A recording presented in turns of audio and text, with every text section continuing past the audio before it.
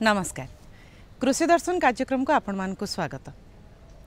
दिनकु दिन खरार ताती बढ़िबारे लगी पर्याप्त परिमाण जल मिलू नहीं चाषी मानू चाष करने तेबे जलसेचन सुविधा जोठारे थाए सेइटारे ही भल चाष अमल करि हुए।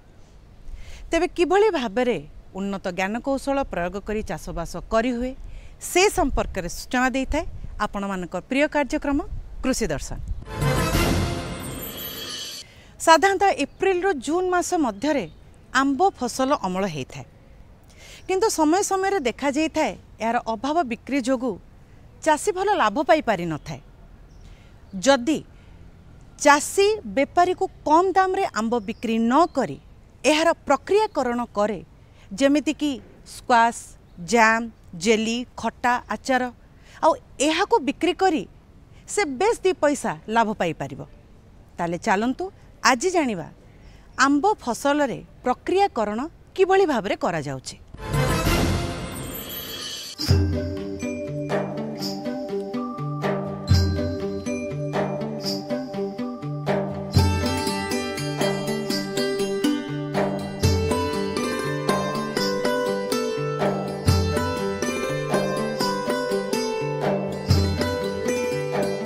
आंब हूँ फल मान मध्य राजा। यह साधारणतः ग्रीष्ममंडलीय जलवायु होता है। आम भारत वर्ष व्यतीत पाखापाखि 80टी विभिन्न प्रकार देश में आंबर प्रक्रिया आंब मिलता है जथा आपणकर नाइजीरिया फिलिपाइन्स आपणकर ब्राजिल पाकिस्तान ये सब आंब मिलता है। किंतु भारत वर्ष जो आंब होता है ताहा आम पृथ्वी सबुठ श्रेष्ठ आंब बोली धरा जाए। पृथ्वीर पाखापाखि 50 रु अधिक पाखापाखि 54% आंब केवल आम भारत वर्ष मिलता है। वार्षिक पाखापाखि 10 मिलियन टन आंब आम भारत वर्ष मिलता है। तो आंबर को साधारणतः आम जब प्रक्रियाकरण करवा तेरे अमल करने समय देखा पड़ो। आमको अमल करने पाखापाखि आंब फूल धरवार 3 रु 4 मास मध्य फलटी प्रक्रियाकरण उपयुक्त होता है। तो यही समय जो आंबटी आम नवा आंबटी सठिक भाव में परिपक्व हो टे टाण थी ता ग्रीन रु येलो कलर आड़ को टे जाऊ। जदि आम पूर्व आम अमल करदेवा ताहले फलटी धला धला अंश आसीज से शर्करा अंश और जो अमल अंश सठिक भाव में हो न। जब अधिका समय आम अमल करवा ताहले रहा समय कमिज। तो फलटू को आमको सब बड़ कथा है फलटा सठिक भाव में अमल होता दरकार। तो फल को अमल पर आम कौन कौन करें से विषय दृष्टिपात देवा। आम उभय कंचा आंब और पाचिला आंब उभय को आम प्रक्रियाकरण व्यवहार कर। तो कंचा आंब करने कंचा आंबू आम आमचूर पाउडर आंब आचार आंब चटनी प्रकार विभिन्न प्रकार जिनस कर। पाचिला आंबरू आम साधारणतः mango nectar mango ready to serve beverage mango squash mango syrup आंब सड़ा मैंगो लेदर मैंगो पाउडर आदि विभिन्न प्रकार जिनस कर। किंतु साधारणतः देखा जाए आम भारत वर्ष जिते आमर आंब मिले से मात्र 1% आंबर प्रक्रियाकरण कराए एवं अधिकांश आंब आम साधारणतः ताजा हिसाब से खाई था। किंतु आमर जो नेशनल हॉर्टिकल्चर मिशन NHM आमर विभिन्न प्रकार जातीय आंब मिलला। तो बर्तमान आमको गोटे सुजोग मिली आम जातीय आंबर जो भल आंब मिलूँ एवं अंतर्जातिक बजार में चाहिदा रही। यही समय आम गोटे आंब भित्तिक शिल्प आंबर कौन कौन सब जिन कर विषय चाहिए चाषी मैंने लाभवान नहीं पारे। तो प्रथम देखिए आम कंचा आंबरू कौन कौन कर। कंचा आंबरू जमी कहले आम आमचूर पाउडर कर। तो आंब को लेकिन आम भल धोईदेवा धोई सारापर कंचा आंब नहीं भल धोई सारापर से आम चोपाटा छड़ाला पीस पीस काटिकी आम सोडियम सल्फाइड जल में किसी समय बुड़े रखा बाहर कर 55 रु 60 डिग्री सेंटीग्रेड पाखापाखि 8 घंटा खंडे सुखईदेले सुखीज सुखिकी आम पाउडर करा पड़ो और पाउडर आम जलीय अंश 2 रु 3% रहा दरकार। पैकिंग करें आम ठीक भाव रखिपर। या आम जी कंचा आंबू आम आंब आचार करें विभिन्न प्रकार आंब आचार करने विभिन्न प्रकार जगार विभिन्न प्रकार सब प्रिफरेन्स रही। तो से आम आंब को आम पीस पीस कर काटिबा धुआ धुई कर भल पीस पीस काटिबा। तापर से आम 10 रु 12 भाग आम लुण लुण मिसई गोलैकी रखा। लुण मिसई पाग हो गला से आंब खंडी को आम विभिन्न प्रकार मसला जहाँ जो प्रकार दरकार से प्रकार मसला जमी है जीरा लंका मेथी पानमहुरी आदि जो परिमाण जहाँ दरकार से परिमाण मिसाई रखा और ए पाखापाखि आम आइदर सोरिष तेल हो कि आमर राशि तेल हो रे आम डुबे रखा जमी कि आमर तेलटा आंबर खंड उपरक 2 ରୁ 3 सेंटीमीटर उपरक रहीपरी भाव में आम आंबर आचार कर आम पाचिला आंब देखा तो पाचिला आंबर आम जमी आपको कहते मैंगो नेक्टार कर mango ready to serve beverage कर तो आम 10 लिटर आमर आंबर जो पानीय करने आमर 1.5 केजी आंब रस 1.5 केजी चीनी और 8.5 लिटर पानी दरकार। यह व्यतीत आमर 15 ग्राम साइट्रिक एसिड और 5 ग्राम जामथान गम दरकार। यह व्यतीत आम किसी परिमाणर आंब फ्लेवर और टी कलर मिसा दरकार। तो सर्वप्रथम आम कौन करवा आंब रस को बाहर कर एक पल्पर मेसीन साहाय्य आंब रस को आम बाहर कर अलग रखा और एक स्टेनलेस स्टील पात्र में जो 8.5 लिटर पानी से 1.5 केजी चीनी और 15 ग्राम साइट्रिक अम्ल दे गरम करवा। गरम करने अवस्था जब चीनी किसी मैला अंश थाए तो ऊपर फेण आकार भासी आसो तो आप बाहर कर अलग करदे। बाहर कर कलापर से जो आम सीराटा प्रस्तुत होती है पूर्व प्रस्तुत आम आंब रस को मिसईदेवा और आम रस टी गाढ़ा करने आम जो जामथान गम 5 ग्राम आपको कही 10 लिटर 5 ग्राम दरकार हम ताको आम टी परिमाण से जो प्रस्तुत दर्पण नहीं से आम जामथान गम भल भाव मिसई टोटालटा मिसईदेवा। मिसईगला आंब रसटा ठीक बलिया हम एवं से आम आकर्षणीय करने आम आंबर रस और आमर पाचिला आंब फ्लेवर दे कर यहाँ या आम बटल भर्ती करा बटल भर्ती करने साधारणतः आमर 200 ml काच बटल मिलूँ कि 180 ml आमर हाई डेनसीटी पॉलीथिन HDP बटल मिलूँ से आम भर्ती कर भर्ती कर सारापर से आम ठीप दे बंद करदे। बंद कलापर आमर आउ गोटे प्रमुख जिनस स्टेरिलाइजेशन करवा से आम गरम पानी करवा पानी फुटुवा अवस्था बटल गुड़िक से पानी में 10 मिनट पर्यंत बुड़े रखा जहाँफल कि भितर जब किसी जीवाणु थे मरीजे तापर आम बटल गुड़िक बाहर कर ठंडा कर से आम लेबल लगे बजार उपयोगी कर।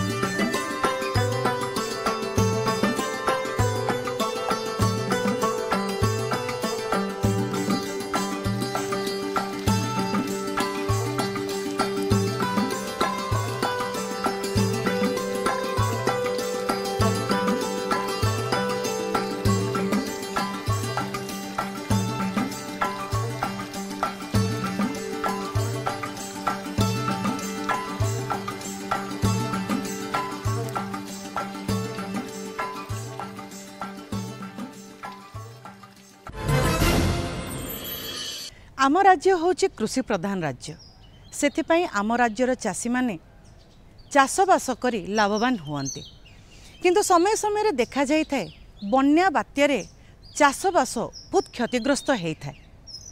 आ चाषी माने जदि निज जमी रे एक प्रकार चाष करिथांती ताहेले सेमानकु बेसी लाभ मिली न थाए। जदि सेमाने समन्वित चाष करती माने जेमिति माछ चाष करने सहित बतक पालन कुकुड़ा पालन करिथांती ताले गोटेरे क्षति हेले आरटीरू से लाभ पाई पारिबे। ताले चलंतु सेमिति जणे समन्वित चाष करी सफलता पाइथिबा सफल चाषी विषय जानिबा आम कार्यक्रम रे।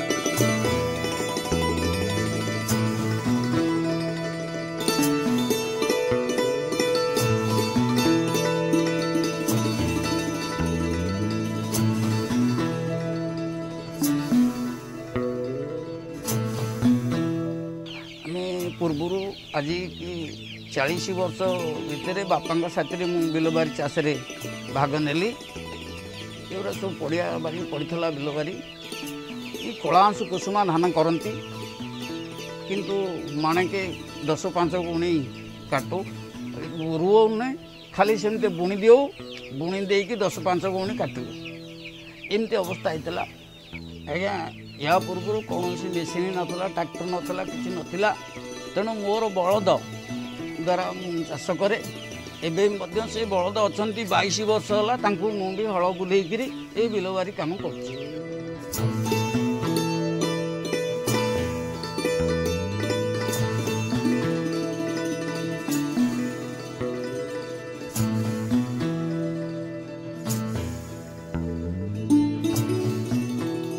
2010 मसीह आरंभ कलु फल बगीचा करूँ बोली उद्यम कलु पानी एग्रीकल्चर डिपार्टमेंट को कहलु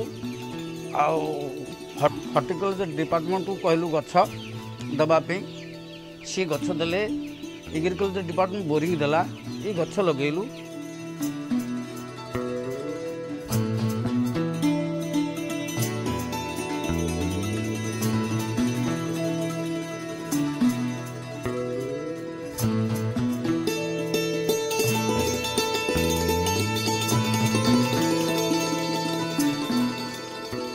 आमे इति धान फसल आरंभ कलु विभिन्न पनीपरिया आरंभ कलु यही अवस्था आम किसी ना कि लाभवान धीरे धीरे हेलु धीरे धीरे हवा भितर जो बिलू 10-5 गुणी धान मिलूला से बिलू माणु को 10 बस्ता धान पाइलु तापर आस्ते आस्ते बढ़ला एवं 12-14 बस्ता धान माने जगार आम काटी करछु वर्तमान धान जहाँ आदाय करछु आम ढेर धान आदाय करते आम प्रतिपोषण हो वर्ष को 10-50 हजार टंकार धान बिक्री करछु आंब बगीचारू आंब हूँ विभिन्न गाई रखीचु गाई रखिकी गाई को साथ लगी जोड़े जर्सी गाई रखीचु से आम इनकम करछु देसी गाई 10-12 अच्छा से देसी गाई की आम निजे चरा बुला करछु घास दौचु एमती करके चलाऊचु से लाभवान आम हूँ क्षीर दही ढेर हो पिला खाऊँ कि बिकुचु आमर घर द्वार भल नाला आम घर द्वार करूँ कोठार आम 4 बकरा कोठार कर बुढ़ा हो गले मोर पुओ मायाधर भुजबल सी मत पूरा साहाय्य कला लक्ष्मीधर भुजबल भी पुओ सी भी साहाय्य कला से पछरे मु गुड़े सब काम करुँच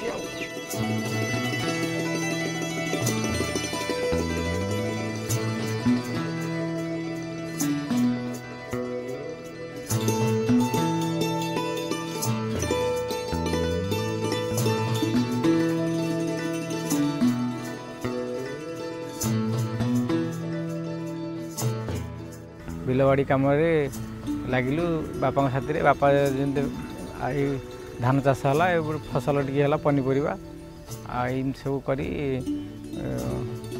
आंब चाष भी लगेचु हर्टिकल्चर ये प्रति रबी फसल हुए सूर्यमुखी हुए टमाटो भेंडी बैगण एपटे कोबी फोबी लगे सब वर्ष भी धान धाड़ी श्री पद्धति धानी रुहाए धान रुहाए आमती जे कम धान होता एवं तार दी गुणा अधिका धान हो आसंता को केमी आम साथी आम सकाशे आहरी अन्य चाषी के अधिका लाभवान हे आम टे रोड कोर साइड्रे लोक मान बुझे योजन बापा साथी रही योजना चलैचु सासे जो बेगुनिया 10 किलोमीटर सारे ब्लॉक सेठी गले आम कृषि अधिकारी अच्छा बेगुनिया सहित जोगाजोग कर सारे सेठी आसी से मैंने आसी सासे दी कहला मत आसी देखी जाती देखी पनीपरिया औषध जहाँ लगे कह लिखी दिखती आम सार जाई जो से सार लिखते नहीं आसी स्प्रे करूँ सार फसल जिते बेसी रोग पोक न लगे सार आलोक जनता व्यवहार करा इलेक्ट्रिक जो अच्छी बिलरे से आलोक जनता लगे सार पोक सब पलि आस विशेष औषध दरकार ना सर धान जदि आमर विशेष केमती जैविक उपर अधिका फसल हम आ रासायनिक सार कमी से भी सार आमर भी बारंबार कहते तापर पोखरी सारे जो होती पोखरी पे सारे फिशरी सारे भी आसिक जोगाजोग कर सार मान समस्ते प्रति मुहूर्त आसुँच सारे पोखरी तो आम जान नु सार मैंने कहया पर जाकि देखिलु सिफा जाइलु सेठी देखिलु देखला पर आमको फिशरी सार बारंबार कहले गोटे पोखरी कर धान जी लाभ न हम ता देहर एथि लाभ हम तार से आम से वर्ष गोटे पोखरी खोलीचु पोखरी खोली माछ भी जाँला आनिक 3,000 छाड़ीचु तथापि आशा अच्छी प्राय आम 20-30 हज़ार टका बिकू बोलिकी माछ सार आउ भेटनेरी सार भी सारे आसिक जोगाजोग करमती सार आसिक सब आम साथी आम सहित समस्त चाषी भी बुझाऊँ केंद्र चाषीर 2 गुणित हम इनकम से आम सकाशे समस्ते भी चाहते अधिका इनकम करने सर सर धरतु बैगण आम एकरटे जगह कर बैगण में पोक लगिगले लस होगा सर सेपटे आम भेंडी अच्छी एकरटे ना से भेंडी आम इनकम देखला बाई चान्स भेंडी खराब होगा पोखरी भी अच्छी पोखरी माछ किसी इनकम हेले सर यदि पोखरी बाई चान्स कौन दैव दुर्घटना कौन खराब है यदि कुकुड़ा आम 100-200 रखीचे सेपटे भी आमको लाभ देखदेव ସାର୍ ଏମିତି ସମନ୍ୱିତ ଚାଷରେ ଆମର ଅସୁବିଧା କିଛି ହେବନି। ଧରନ୍ତୁ ଆପଣ ଆମ୍ବ ଗଛ 100 ଲଗାଇଛନ୍ତି, ଧରନ୍ତୁ ପୋଖରୀ ଲସ୍ ହେଇଗଲା, ଆମ୍ବ ଗଛ 100 ଆପଣଙ୍କୁ ସେପଟୁ 50-60 ହଜାର କି 70 ହଜାର ଇନକମ୍ ଦେଖେଇଦେଲା। ତେଣୁ ସମନ୍ୱିତ ଚାଷଟା ହେଲେ ଆଉ ଚାଷୀ କେତେବେଳେ ହତାଶ ହେବନି। ଆଜି ଏଇଟା ଲସ୍ ହେଇ ସେଇଟା ଇନକମ୍ ଦେଖେଇଦେବ।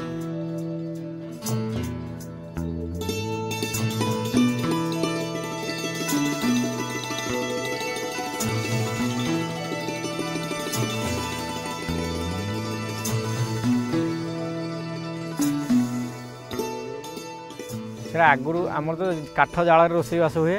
ଏବେ ସାର୍ ଆମର ଗୋବର ଗ୍ୟାସ୍ଟି କରୁଛୁ, ଗାଈ ଥିବାରୁ ଗୋବର ଗ୍ୟାସ୍ଟି କରାହେଇଛି। ଗୋବର ଗ୍ୟାସ୍ରେ ସାର୍ ଆମର 10-12 ଜଣଙ୍କ ପାଇଁ ରୋଷେଇବାସ ସାର୍ ହେଇଯାଉଛି। ରୋଷେଇବାସ ସରିଲା ପରେ ସେ ଗୋବର ଯେଉଁ ଖତ ବାହାରୁଛି ସେ ଖତଟା ପୁରା ଆହୁରି ଭଲ କାମ କରୁଛି ବିଲରେ ଦେଲେ। ତାର ଯେଉଁ ଗ୍ୟାସ୍ଟା ପଳେଇ ଯିବା ପରେ ସେଇଟା ବହୁତ ଉତ୍କୃଷ୍ଟ ସାର ହେଇଯାଉଛି। ତାପରେ ଆଗରୁ ବାପା ଯେତିକି ଇଏ କରୁଥିଲେ ଇନକମ୍ କରୁଥିଲେ ତାଠୁ ଆମର ଅଧିକା ଏଇନା ଇନକମ୍, ଆମେ ବି ନା ହାରାହାରି 2-3 ଲକ୍ଷ ସାର୍ ହେଇଯାଉଛି।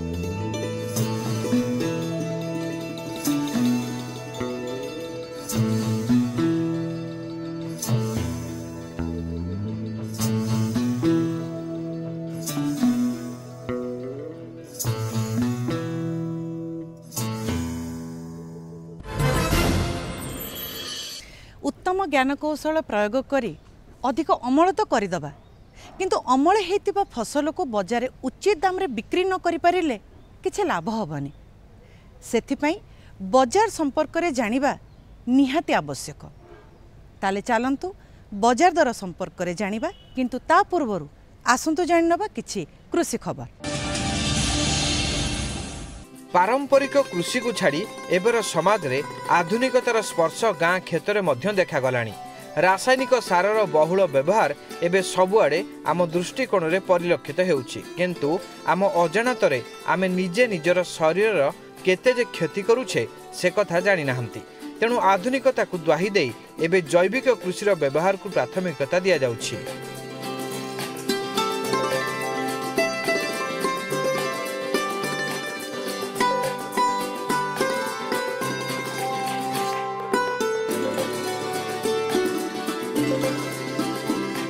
खर्च कम, स्वल्प समय और अधिक आयर माध्यम एही जैविक कृषि।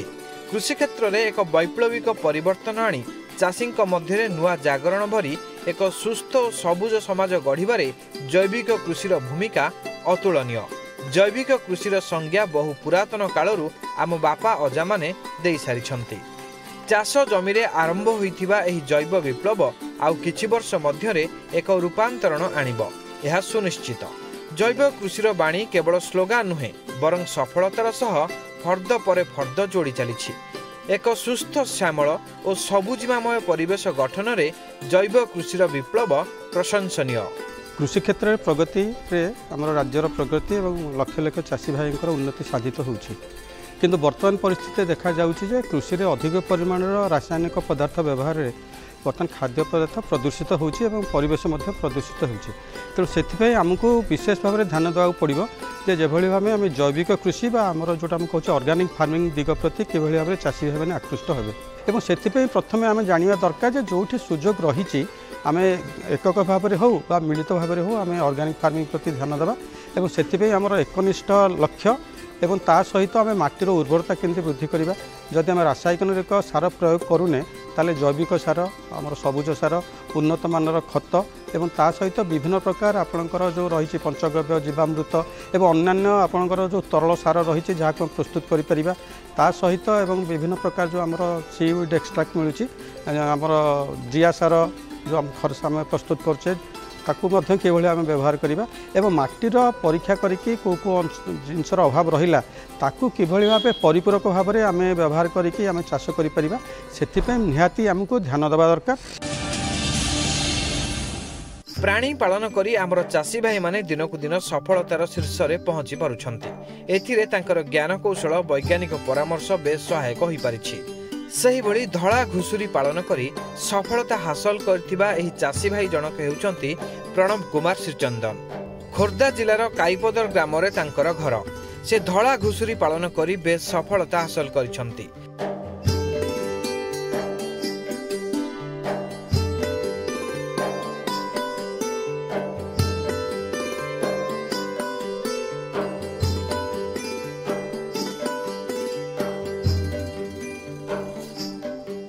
से निजर घुसुरी फार्म 2020 मसीह आरंभ करथिले।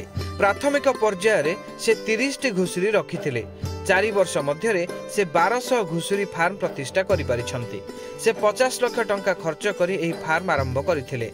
वर्तमान से 1 कोटी पर्यंत घुसुरी बिक्री करि सारलेनी। बिक्री बटारे कौनसी असुविधा नाही। राज्य बाहर को घुसुरी रप्तानी करी बेस अर्थ उपार्जन करुछंती। निजर सफलता संपर्क रे से कहंती चाष करने पूर्व मुझे आगे कंट्राक्ट लाइन थी क्रसर फ्रसर लाइन थी ताको छाड़ी बर्तमान अपेक्षा ये मत भल लगे है। पिलादिन मोर आग्रह था मुझे छोट भी कला घुसुरी 2-4 टाणी रखे है से रखी यहाँ मोर पूरा आग्रह है यहाँ कली मुझे घुसुरी फार्म 2020 मसीह कला। बर्तमान 2020 मुझे 30 टारू आरंभ करी। बर्तमान 4 वर्ष भितर पाखापाखि मो पाखु 1200 ରୁ 1400 बिक्री। बर्तमान मो पाखे ना 700 प्लस अच्छा खर्च पाखापाखि मुझे 50 लाख करी। बर्तमान मुझे कोटे पाखापाखि मान बिक्री सारे मोर ओस्टेज चलती ओस्टेज छुआ को दाना दिया बड़ को ओस्टेज दिया 5टा पिला भी कम कर 5टा परिवार कम कर गोटे सुपरभाइजर भी अच्छी। मोर सब खर्च जाकि मोर मंथली 2 लाख रोचे 2 लाख रोचे।